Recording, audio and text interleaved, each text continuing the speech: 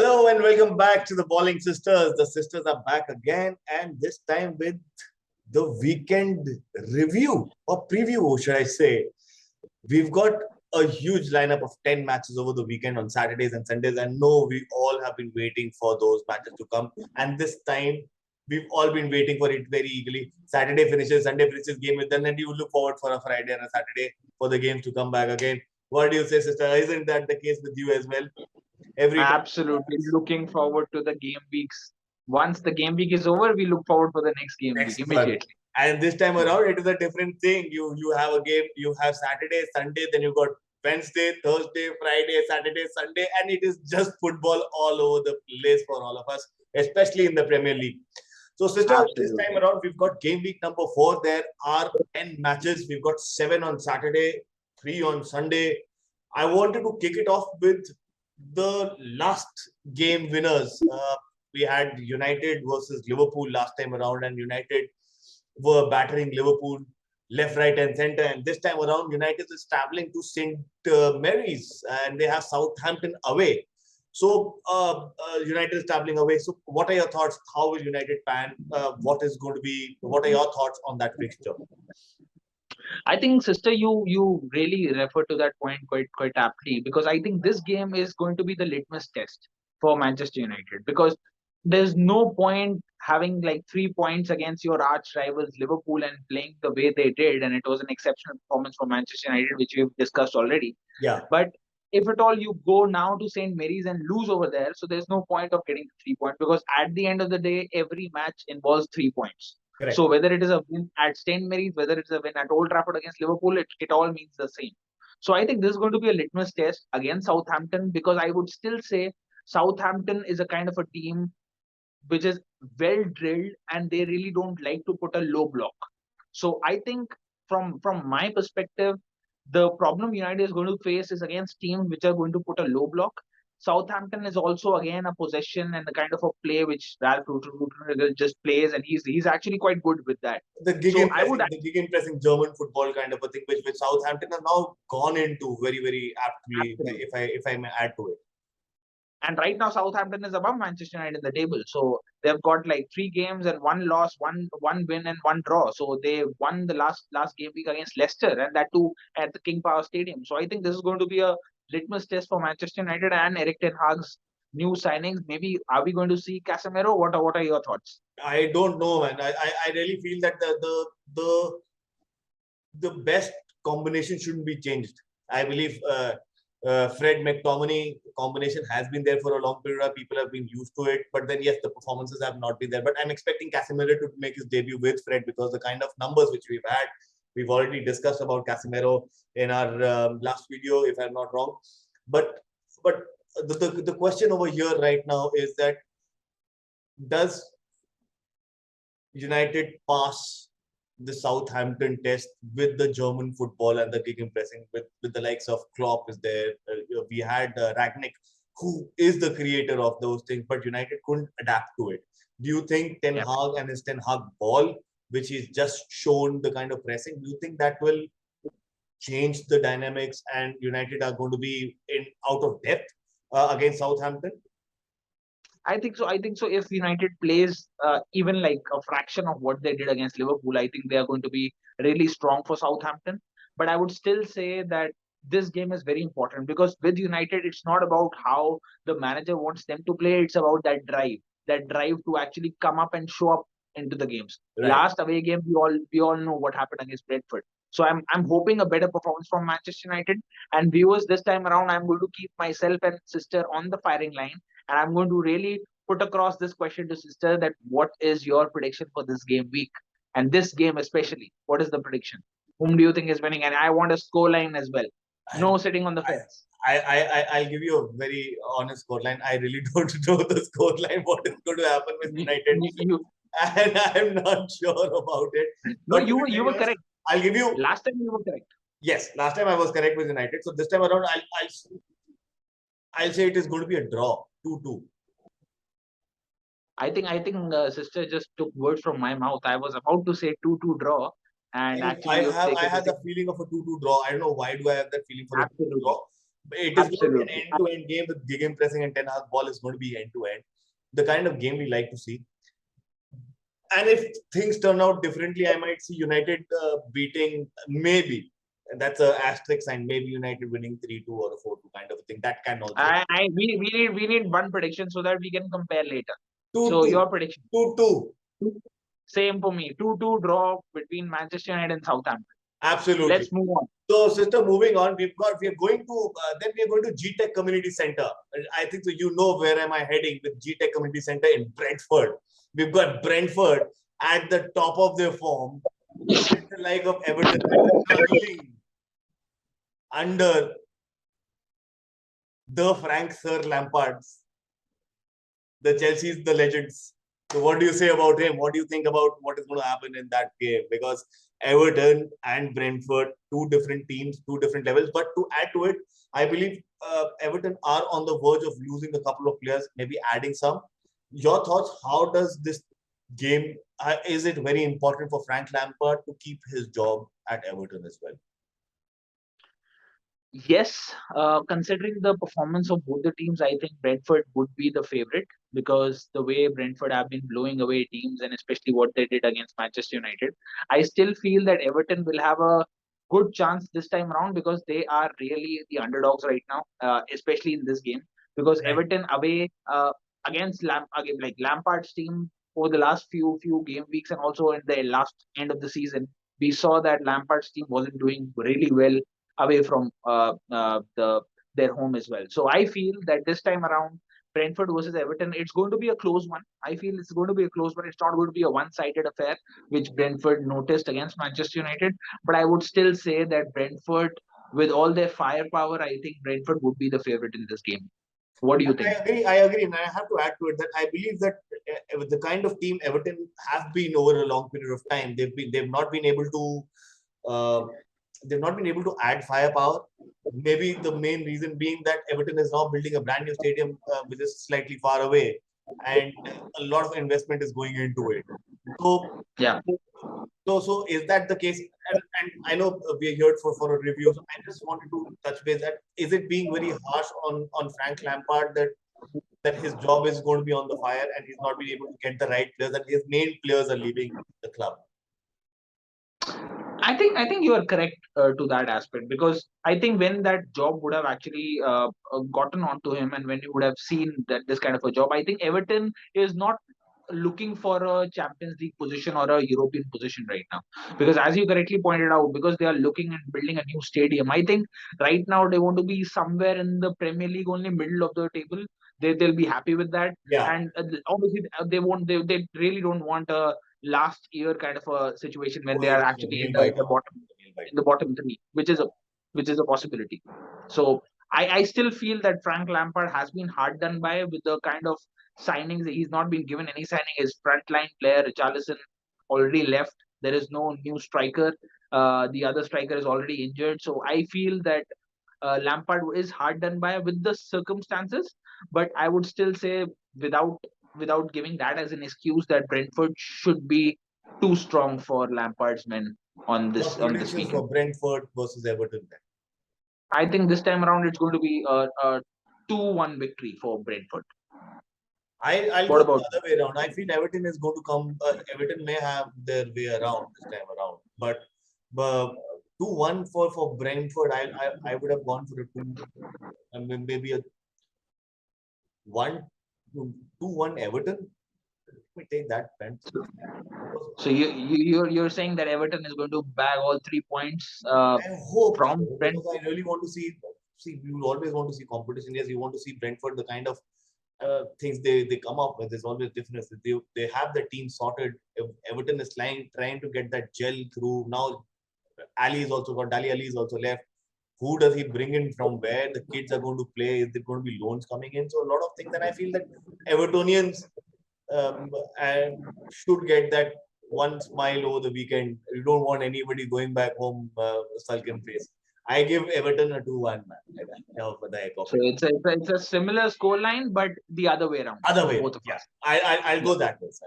So moving on from G-Tech Community Center in Brentford, we are going to the American Express Stadium in Palmer. We've got Brighton, and Brighton are playing Leeds.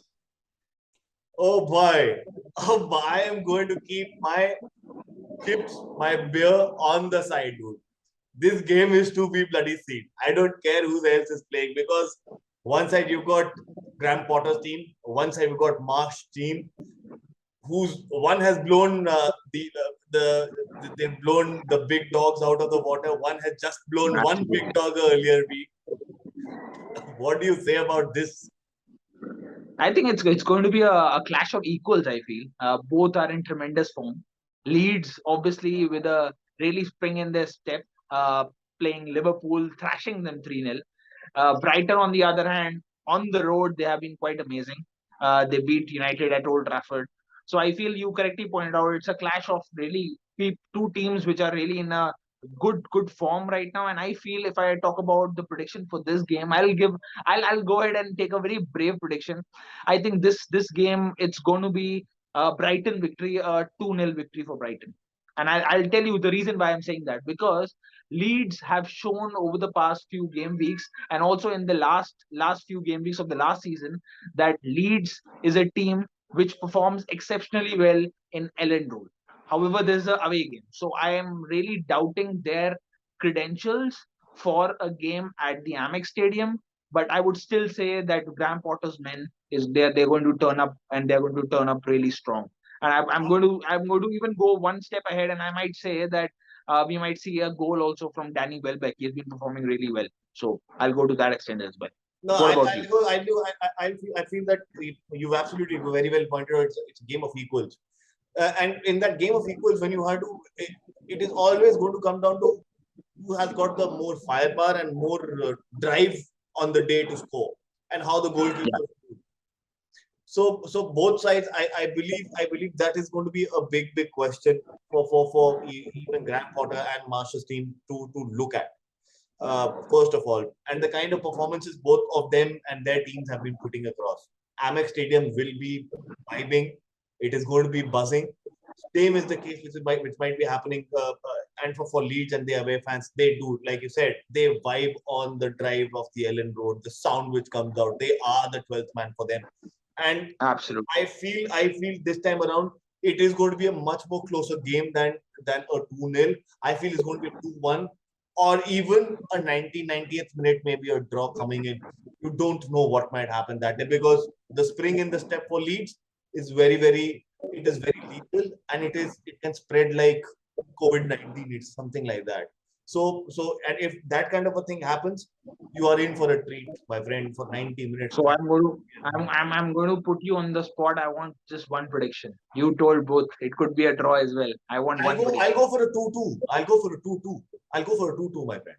It's going to be a So very you so 2-2 for you, and I've gone for a Brighton victory, a 2-0 victory, a clean sheet. all right, a clean sheet. So from there, from American Express Stadium, we go to the bridge. Chelsea versus Leicester. Sister, a drubbing. Fofana's news. He's not playing. And he's training with the under 23s, I believe. Yeah, I believe he's not playing. Chelsea low on mood. Strikers is not there. Kai Havertz not performing. Sterling is not there. You take that into account. Team is in tatters. Defense is not there. Kante is not there. Where does this game go? And likewise for Leicester, lost players, lost the number one captain, only for Absolutely. €1 million, if I'm not wrong. Just that. That is going to be a big question mark for Leicester as well, and for Brendan Rodgers. Where is this thing going? Absolutely. You're absolutely correct, sister. Because I feel, yes, both the teams have their share of problems, but I think Leicester's problems are even more than what Chelsea have. Because right now they don't have a new signing. They've got players who have already left the state, left their team. They've got teams and obviously big teams after their players. You talked about Fofana, and Chelsea is interesting Fofana. So I feel it's going to be a very it's going to be a very cagey affair. but I still see Chelsea getting over the line, because if Chelsea perform at home, I remember the way they performed against Spurs. I think that was their best performance so far in the season. So I still feel that it's going to be a cagey affair. It's not going to be that so easy for them, because obviously their players are also not firing on full scale. Yeah. But I still feel that Chelsea will have the firepower to get over the line and beat Leicester. So I'm going to go with a 3-1 victory for Chelsea against Leicester. I'm going. I might go for a draw, man. Because Madison is in the form and Chelsea defense is not there. You don't have Kante. Kovacic, I believe, is starting to just train. The rest of it, maybe. And if I forget that, I think so it's going to be a 1-0 Chelsea. That's all, and that's going to be a scrape too. It is not going to be the free flowing football which you want to see Tuchel's team play. It might not be that. Yeah. And I think so that is how it is going to be. So a 1-0 victory for you for Chelsea? Yeah, it's a 1-0 victory for me. So I think in this result we both are agreeing. It's just the scoreline which is different. I am going for a much more comfortable 3-1. But yes, I completely agree to your point as well, because if it doesn't go that easy for Chelsea, it will be a very cagey affair, as I was talking about, and it could be just a slight finish over the line for Chelsea. Exactly. So I think both our predictions could come true, but let's see who wins. Absolutely. That's there. So, sister, moving from Stamford Bridge, we go to Anfield. You will not walk alone. So, Liverpool are playing Bournemouth. What are your thoughts, sister? After United, do you think, and the start of the Premier League, which Klopp has done, is this his 7th season syndrome, which is kicking in for Jurgen Klopp? I believe that is what is kicking in, and that is what is troubling a lot of people. Do you think that is the case? And if that is the case, what are your thoughts on this? I think, sister, you talked about the 7th season syndrome. I think most managers will actually happily take the 7th season syndrome, because it means that you are quite successful in the first 6 seasons, and 6 season is a huge time in footballing world. So I would actually feel that it's just I think it's a media hype, this 7th season syndrome and stuff like that, because at Dortmund also he was performing well when he took a sabbatical and when he moved over to Liverpool. So coming to the game, if I talk about Bournemouth, so Bournemouth, we saw first game, they really were flying. They won their first game. However, the next game they were again brought down. So I actually feel that this is a great opportunity for Liverpool and Klopp to actually put a good win on the board. And that's why I'm actually looking forward for this game from a Liverpool's perspective. And I'm looking and saying that maybe it could be a thrashing for Bournemouth this time around. So you're saying that there might be a repeat of the scoreline of a 4-0 with City game, maybe more. Not exactly, but I would still go and say that maybe this time around the game against Bournemouth, they might score a handful of goals, maybe 4 or 5, maybe even more. It could be because Darwin is back. I believe Darwin is back up front. I think Darwin is still suspended, right? He got a straight red, or no, he got a second red, if I'm not wrong. Okay. I'm not sure, man. I'm not sure. Okay, but even if Darwin is not there, I think the way they performed against Liverpool, against Manchester United, I still feel that Klopp would have given them a good beating on the backside, and I think they are going to perform at Anfield this time around, because do remember they played pretty well against Crystal Palace as well. Although they were down 10 men, but they were playing pretty well. So I feel this is a good chance for Liverpool to stamp their authority. I am going one step ahead, and I'm going to give a very brave prediction and a brave scoreline prediction this time around. I am going for a 5-0 victory for Liverpool. What about you? 5-0. You poor Bournemouth, poor cherries, poor guys. Sorry, Bournemouth fans, but I feel that Liverpool. They've been trying so hard. They've been trying so hard this week, man. Come on, side. That's not the case, bro. Anyways, yes, I agree to the point which you've made. Yes, Klopp would have given them a massive hammering after United's game and the Crystal Palace game as well. They should by now have points in their bag, and they should be fighting. And this time around, Liverpool should be up there by battling for the top spot and the top honors, but they are not. So I believe this game should be the key, the engine, and the push which Liverpool requires. I'll go for a 3-0 Liverpool victory at Anfield. Very straightforward, very simple. Moving So from we both are Anfield, going for a clean sorry, sheet for Liverpool, right? yeah, We I are go for both a going clean for sheet. a Very simple, clean sheet, boss. From Anfield, we go to Etihad, City of Manchester Stadium. After a long time, I've said that City of Manchester Stadium. So we've got Manchester City playing Vieira's Palace. Oh boy, Vieira's Palace gave a beating to Liverpool. What are we expecting to Guardiola's men? This is going to be happening. And mind you, they have just played a friendly yesterday night, and they're going to be flying back. yes, yes. So the tiring fact, they're playing a friendly, they're playing this Saturday, then playing Wednesday or Thursday, I believe. And then again on Saturday or Sunday. It's going to be a hectic thing for Manchester City, even though they've got bench strength. What do you think now, sister? Is Vieira going to get a one-up? So I absolutely. So you correctly mentioned the point of like this. Just yesterday they played a friendly, and now they're about to play Crystal Palace this weekend. I think we need to also look into the perspective that last season, and also I think the season before that, Crystal Palace has been a kind of a bogey team for Manchester City, and a bogey team which actually performs really well at Etihad Stadium. Last season, I think they snatched a draw at Etihad, what I can remember, and it was again Patrick Vieira masterclass, which he really Yeah, was. I remember. And this time around, I still feel that Crystal Palace is going to show up, and they are going to be very sturdy at the back, and they're going to be very tough to play. But I still can't see Crystal Palace taking anything away from Etihad Stadium. So I will go for a narrow victory for Citizens, and I will say a 2-1 victory for Manchester City in this game. And 2-1, it is going to be a scrape through, because from a City's standard and the way they perform at home, I think for any other team, I would have given a 3-0 or a 4-0 thrashing. But for Crystal Palace and the way they perform away from home, and the way they have been performing, the way they performed at Anfield as well, I think it's going to be a 2-1 victory for Manchester City this time around. What's your take? That system, and very honestly speaking, the kind of performance City has been putting through. By looking at it, they were City were unlucky. I think so against Bournemouth. They in the beginning they were pressing like anything. It was like a road roller going. I still remember that road roller, that road runner show. If you remember that cartoon which used to beep beep, and then Yes. the guy used to run. It was the same thing which I felt for Manchester City doing something to Bournemouth like that. And I feel, but Crystal Palace is a different level right now under Vieira. They are fury. They are fiery. They are not afraid, and they've got the old school football back. Long Yes. balls, breaking the offside trap.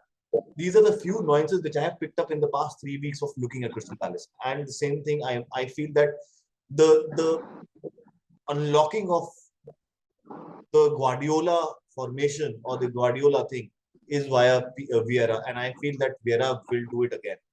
And we might see a draw. If not a draw, I'm putting it out there. If not a draw, it is going to be a 1-0 victory.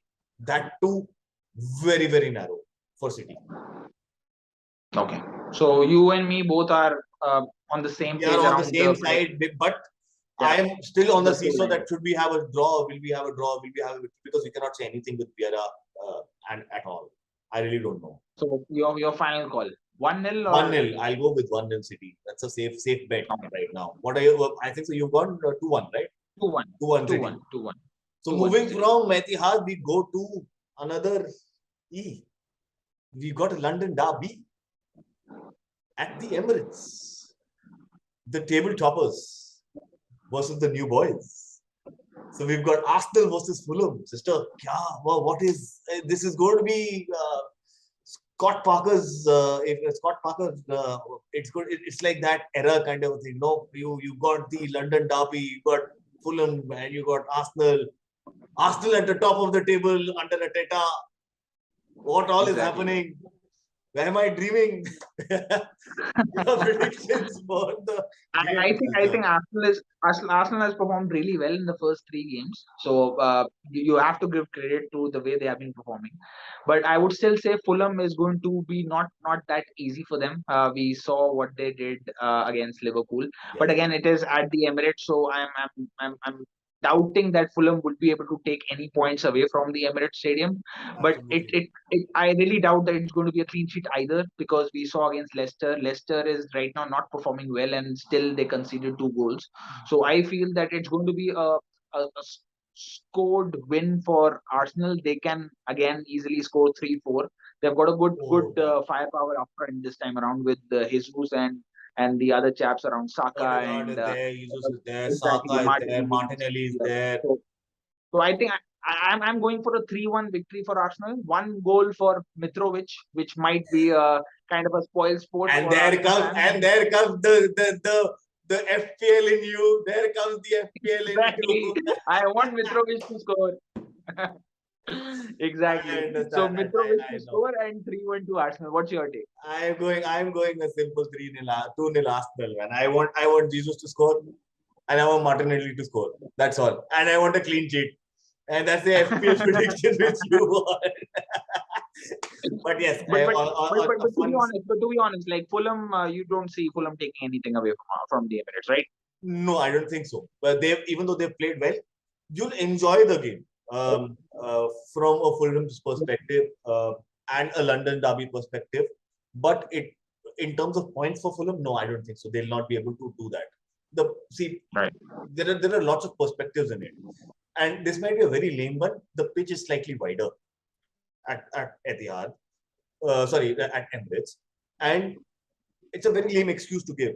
It's a wider, and the amount of pressure which is going to be coming from the crowd and Emirates, when it starts to beat, it beats like anything. And right now, with them being on the tabletop and the kind of performance these guys give, it is going to be very, very difficult for anybody to Yes. come to Emirates. Anybody. Even So the only person to beat Arsenal is Arsenal themselves. Very honestly. absolutely. So one more game week and Arsenal will be on top of the table, as per what you're saying. Oh, yeah. They'll be in the cloud. They'll be in cloud 9. Trust me on it. They'll be in cloud Right. 9. If they have one book with this game week, they go top again. And you see, we go invincibles is the thing which is going to be starting to come out from the Arsenal fans. Man, I'm making out of it. Yes. So it's a 3-0 Arsenal for me. Moving from 2-0, Saturday, 2-0, right? sister. So this is Saturday. We've gone with Saturday. You understand there are 7 games on Saturday. We'll be spoiled for choices on Saturday. On Sunday, we've got mere 3 games. And those mere 3 games are heavyweights. We are going to Villa Park. And we've got Hammers there. Away. Hammers have not been performing the way they should be. Yes. Villa Yes. has been underperforming. Yes. So 2 people who've been underperforming, who were expected to be right there at the Europa Conference League, Europa spot. What do you think is going to happen now? Even though early days, but these teams have to perform. I think you correctly pointed out these two teams are really under pressure right now. We all know what happened with West Ham. Right now, they are bottom of the table. Yeah, 3 matches to 3 losses. I think they cannot afford another loss now. I feel, because yes, they have got a Europa hangover, which we talked about from the last season. absolutely. They really performed admirably last season. But this time around, I feel that in this game, I and this is my first draw prediction for this week, and I feel that both the teams, they are not performing up to their standards, and that's why I feel that in this game it's going to be a score draw. It's going to be a 1-1 draw between both the sides. Yes, Aston Villa also needs points on the board. They were performing quite badly the last time around when they were in the game week 3. So I feel this is going to be a score draw between both.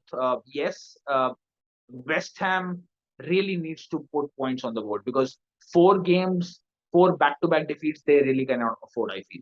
So West Ham might get 1 point, and I think that's my prediction for this game. What's your take? I agree, man.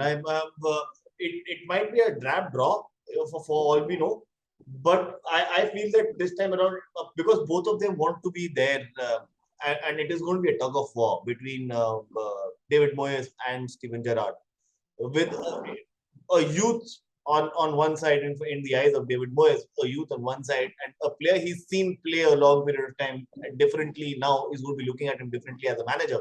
So David Moyes, Yeah. with his experience of Everton and United, Valencia, all of these places, even what he's had. So I believe that kind of an experience and the Hammers experience which he has, he's going to bring that to the fore. I feel he will come out on top, maybe against Gerrard. Hoping from the Hammers fan perspective, I feel that David Moyes doesn't bring his experience with Manchester United into this game. Otherwise, that's not going to go well for Moyes, because I know, obviously that did pan out well for David Moyes. I know. But let's move on. Let's move on. So you're going for a draw as well in this game? No, I'm going for a Hammers victory, 1-0. You're going for a Hammers victory. Okay, 1-0. So you're saying a clean sheet for Hammers. Yeah. A 0-1 for Hammers. Yeah. That's a really brave prediction. Yes, I know. I'm pretty brave in that manner. I believe we are moving on from Villa Park to Minole to Wolves, and we've got Wolves versus Newcastle, the Arabs who gave the other Arabs a run for the money. Absolutely. So, what are your thoughts, sister? I think so. You and I agree. Wolves are in a form. Newcastle is in form, but I believe Newcastle has the upper hand over here. Unfortunately, but yes. True. I completely agree with you, because I think Newcastle, the way they played against the champions right now, last game we saw, and we discussed about it, that they actually brought their A game and they were playing against Manchester City like equals, which we really don't see. It was after a long time we saw somebody who took City by the scruff of the neck. Let me put it that way. It was like that. Absolutely. And I think it was sheer determination and the will of the champions which earned them a draw there. Otherwise, I was clearly seeing a Newcastle victory. This time around at Molineux, I feel that Newcastle is going to turn up again pretty strong. I feel that they are really in a good nick of form, not just right now. We saw last season as well. Last 10 games, they were almost like invincible last 10 games or so. So I feel Newcastle is going to be tad bit strong for Wolves, and I'm going for a 1-3 victory for Newcastle in this game. I am looking at what you just said. No, what I am looking at, I'm looking at an Eddie Howe team, and we all know Eddie Howe is a young guy who got Eddie Howe, Graham Potter, these guys, man. The team they put across, even though they take time, but then once that team starts to perform, it's a eye-catching, it's an eye candy kind of a thing. And same is, I think so, is with Newcastle. With Newcastle, everybody questioned when that why Eddie Howe, but I believe the performance now Eddie Howe and Newcastle are coming out with, he's now proving everybody wrong. That why is Eddie Howe there, even though they had a lot of money to bring in anybody. Yes. Anybody they got in Eddie Howe. So you feel that yes, Eddie Howe is now paying and reaping the benefits what he's sown in the past. I think the last year and now this year as well. And coming on to the result for Wolves versus Newcastle, I believe Newcastle is going to get it's going to be a 2-1. It's going to be a 2-1 for Newcastle. That's what my thought is from this game. And from there we go to the City ground in Nottingham. We've got Nottingham Forest, the new boys, after 25 years, versus Antonio Conte's Spurs, who are in the shape of a 3-4-3. After Pochettino, I've seen somebody pull a team like this. I only expected Conte to do it, and I believe you also expected the same to happen. Absolutely. Spurs is performing. They did with Chelsea. They've done a 1-0 victory. Further, a victory over Wolves was lucky, I feel. A 1-0 victory was very lucky. But for Spurs and for Antonio Conte, what matters is even if it is a 1-0 victory or it is the 3 points have it's 3 points. It's 3 points have to be in the bag. And Antonio Conte and the team only knows that. They're going out to get 3 points. And I feel tomorrow also against Nottingham Forest, it is going to be who has the more heart. I believe Nottingham is going to be coming out with heart. They've got 20 bloody signings, man. That's outrageous. But I still feel, sir, I still feel I would agree to your most of the points which you mentioned, but I would still feel that Nottingham Forest in their last game they just managed to scrape through.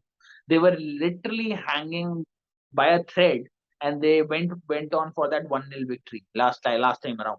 I think new boys they are there. It's a legendary club. We all know that it's a legendary club. 2 European titles. We know the history of Nottingham Forest. But I would still say in the present I really feel the number of signings they have made. They have like made 17 new They're signings this touching time around. 20. They're touching They're 20 touching now. 20. They're touching 20. So I feel they don't have that core of players who actually brought them to the Premier League in the first place right now.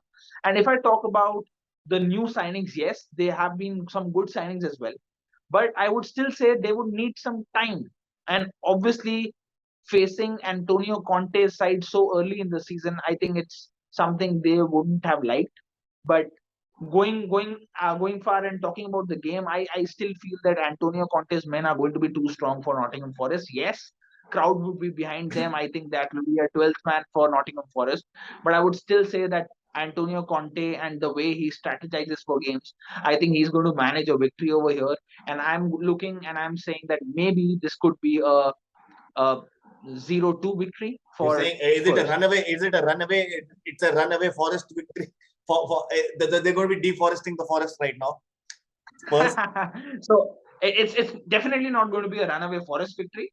But I would say that it's going to be a close one. They will show a good character in this game, Nottingham Forest. I'm going for a 2-0 victory for Spurs in this So you're match. saying that the the white bird is going to peck on the trees, huh? Exactly. And also eat some trees as well. Eat some trees as well. Agreed. And I think I agree with the scoreline as well. 2-0 is what an Antonio Conte said. Maybe a 3 might happen, but then 2-0 is a very reasonable scoreline, which I feel and respectable for Antonio Conte. And on that, I think so, sister, we are done with the weekend review for Saturday and Sunday.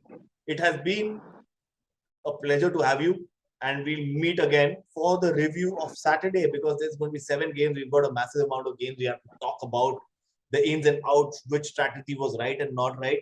So I'll hope to meet you on Saturday for the game week review. Right? And all right, guys, thank you very much. Thank you. If you Bye-bye. like this kind of content, and if you like us joking around, like, share, subscribe, enable those notifications, and let's see what happens in the 10 Please share stadiums. your thoughts on the comments. Thoughts, comments, and do let us know. Does the white cock win in the Green Forest? That is what I wanted to know. So see you guys. Bye. Bye, sister. Bye-bye.